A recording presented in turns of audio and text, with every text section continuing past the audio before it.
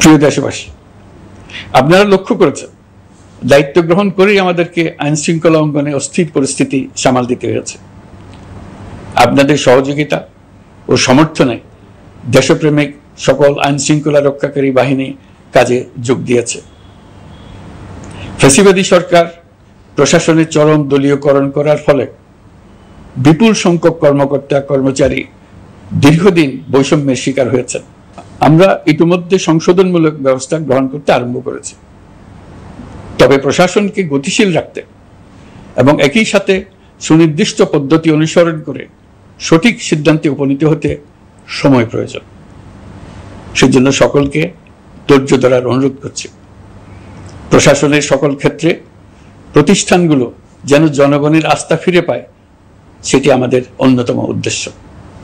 লুটপাট ও দুর্নীতির আখড়ায় পরিণত করা ব্যাংকিং খাতে সুশাসন নিশ্চিত করার জন্য আমরা উদ্যোগ নিয়েছি। এই খাতে দক্ষ জনবল নিয়োগ দেওয়া হচ্ছে। ব্যাংকিং খাতে শৃঙ্খলা স্থাপন, ব্যবসা বাণিজ্যে সহায়ক পরিবেশ তৈরি এবং জনগণের জীবনযাপন সহজ করতে নিত্য প্রয়োজনীয় দ্রব্যমূল্য ও মূল্যস্ফীতি নিয়ন্ত্রণে আনার আমরা উদ্যোগ সচল করেছি।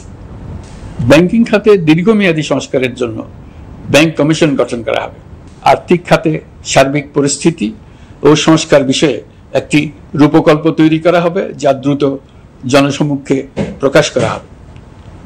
শেয়ার বাজার, পরিবহন খাত সহ যেসব ক্ষেত্রে চরম বিশৃঙ্খলা বিরাজ করছে তা নিরসনের দ্রুত পদক্ষেপ নেওয়া হচ্ছে।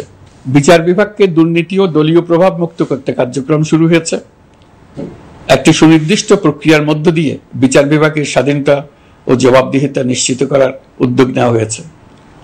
ফ্যাসিবাদী সরকারের বিচার বহির্ভূত হত্যাকাণ্ড, গুম, খুন, অপহরণ এবং আয়নাঘরের মতো চরম ঘৃণ্য সকল অপকর্মের ন্যায় বিচার নিশ্চিত করা হবে। এসব অপকর্মের সঙ্গে জড়িত সকলের বিচার নিশ্চিত করা হবে। তালিকা প্রস্তুত করে মিথ্যা মামলা প্রত্যাহার করা হবে। দুর্নীতি ও সম্পদ পাচারের বিচার করা হবে। আইন শৃঙ্খলার ক্ষেত্রে জনমুখী ও দলীয় প্রভাবমুক্ত জবাবদিহিমূলক কাঠামো সৃষ্টির লক্ষ্যে পুলিশ কমিশন গঠন করা হবে। জাতিসংঘের তদন্ত প্রতিবেদন, দায়িত্বপ্রাপ্ত সকল সংস্থা ও জনগণের সাথে মত বিনিময়ের মাধ্যমে কমিশনের নেতৃত্বে প্রয়োজনীয় সংস্কার করা হবে। বাংলাদেশকে আর কোনোদিন কেউ যেন কোনো পুলিশি রাষ্ট্রে পরিণত করতে না পারে তার ব্যবস্থা করা হবে। তথ্যের অবাধ প্রবাহ ও গণমাধ্যমের স্বাধীনতা নিশ্চিত করা হবে।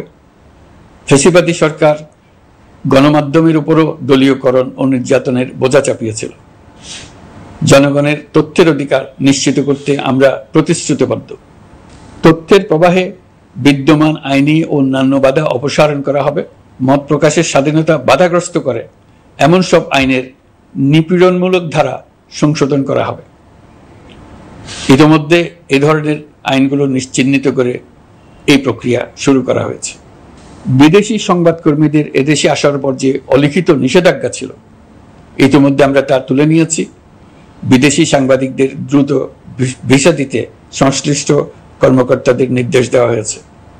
আমরা আশা করি পরিবর্তিত পরিস্থিতিতে গণমাধ্যম কর্মীরা নিরপেক্ষ সাংবাদিকতা চালিয়ে যাবেন।